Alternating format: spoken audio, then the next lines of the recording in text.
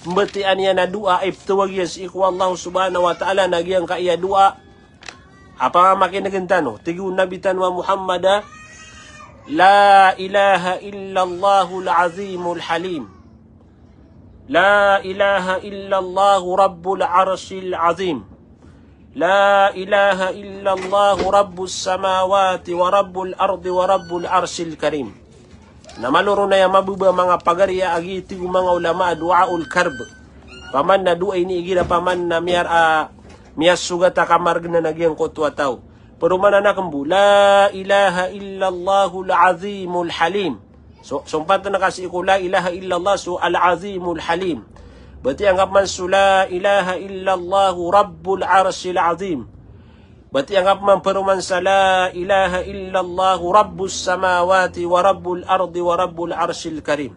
Nano kaya paman na iposta nubu agi ang kaya